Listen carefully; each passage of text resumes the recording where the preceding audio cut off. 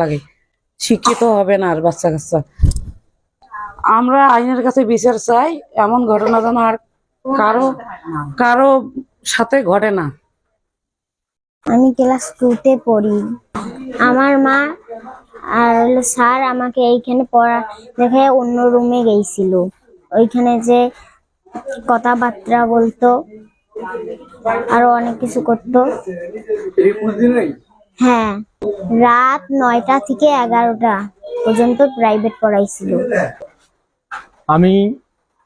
আমার বিয়ে করার বয়স হলো 10 বছর। আমার একটা মেয়ে সন্তান আছে, ও ক্লাস 2-তে পড়ে। ক্লাস 2-তে পড়ে আমি এক টিচারকে রাখছিলাম একে প্রাইভেট করার জন্য। প্রাইভেট পড়ার অনুযায়ী পরশুদিন আমার স্ত্রীকে নিয়ে ও ভাগছে। আমার বাড়ি হলো নামুরি হাই স্কুলের সাথে আমার বাসা। এই জন্যে আমি পরে খোঁজাখুঁজি করি দেখি ওর কাছে গেছি। এই এতটুকু আমার যা ছিল, সোনা গয়না যা কিছু ছিল ঘরে, সব কিছু নিয়ে চলে গেছি। ওই ছেলের নাম হলো আলামিন, বাপের নাম হলো ওসমান আলী, ঠিকানা সবজি বাজার। আমি থানায় অভিযোগ দিছি। আমি গরিব মানুষ, আমার অর্থনৈতিকভাবে আমি দুর্বল, আমি কোনো বিচার পাই নাই, আমি কোনো সঠিক জায়গায় আমার কোনো খবর পাই নাই। আমার বউকে এখন পর্যন্ত আমি কোনো খুঁজি পাইনি।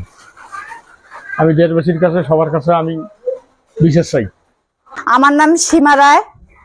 আর যে পলাতক অবস্থায় আছে সে কাকুলি রানী, সে আমার যা হয়। সে 2 দিন থেকে নিখোঁজ। আমার ভাতিজি পড়াতে এসে তাদের রিলেশন জমে দুজনের মাঝে। রাত 9টা থেকে 11টা পর্যন্ত প্রাইভেট পড়াইতো। সে প্রাইভেট পড়ায় এসে তাকে নিয়ে পালিয়ে যায়। তার খোঁজ খবর আমরা এখনো পাইনি। ছেলেটার নাম হচ্ছে আলামিন, তার বাবার নাম হচ্ছে ওসমান। তার বাসা হচ্ছে সবজি বাজার, কদমতলা, ইউনিয়ন হচ্ছে পলাশী ইউনিয়ন। আমরা চাই তার ছোট্ট বাচ্চা আছে, সে এসে আবার সংসার করুক, তাকে আমরা আবার নিতে চাই।